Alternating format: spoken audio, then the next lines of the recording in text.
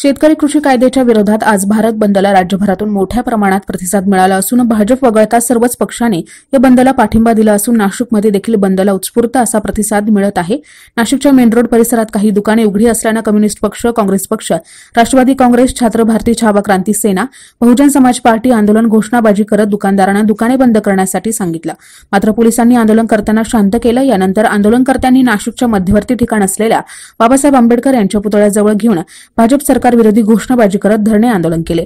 यावेळी कम्युनिस्ट पक्षाचे डीएल कराड, काँग्रेसच्या शोभा बच्छाव, छावा क्रांती सेनेचे करण गायकर व राष्ट्रवादीचे रवींद्र पगारे यांनी अधिक माहिती दिली। मोदी सरकार त्यांच्याबरोबर नीट चर्चा करत नाही। 3 शेतकरी कायदे रद्द करावे तशी त्यांची मागणी आहे। मोदी सरकार त्यांच्यावर दडपशाही करत आहे। त्या लढणाऱ्या शेतकऱ्यांना पाठिंबा देण्यासाठी आज भारत बंद आहे। नाशिक जिल्हा आणि महाराष्ट्रामध्ये मोठ्या संख्येने जनतेने याला प्रतिसाद दिलेला।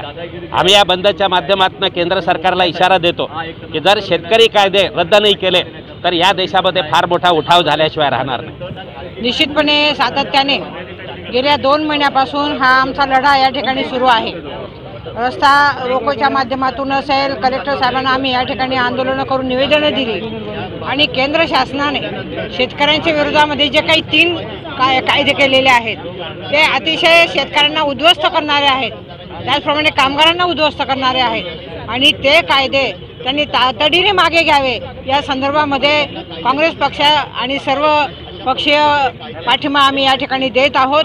आदरणीय नरेंद्र मोदींना विनंती आहे, आता तरी शुद्धीवर या आणि आपण या शेतकरी विरोधी कायद्याचं खंडन करून शेतकऱ्याला न्याय द्या ही मागणी आहे। नाही तर येणाऱ्या काळामध्ये या मोदी सरकारला सत्तेतून सुद्धा खाली ओढण्याची ताकद या शेतकऱ्यामध्ये आहे। या मोदी सरकारने ते विसरू नये। केंद्र सरकार गेले 14 दिवस रस्त्यावर शेतकरी उतरलेला आहे। कोरोनाची लाट चालू असताना सुद्धा कुठल्याही परिस्थितीमध्ये कुठल्याही प्रकारची जाणीव शेतकऱ्यांच्या संदर्भात या सरकारला नाही।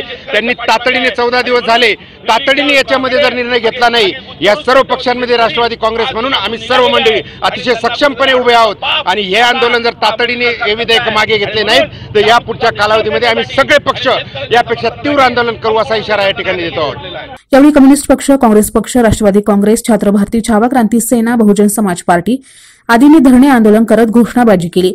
यावेळी शरद आहेर, राजू देसले, करण गायकर, हनीफ बशीर, रवींद्र पगार, दीपक डोके, ॲडव्होकेट मनीष बस्ते, सुरेश मारू, बबलू खैरे, वसंत ठाकूर, महादेव खोडे, माजी मंत्री शोभाताई बच्छाव, छात्र भारतीय सेनेच्या विद्यार्थी मोठ्या संख्येने उपस्थित होते। एनसीएन न्यूजसाठी प्रतिनिधी रोहन दानी, नाशिक।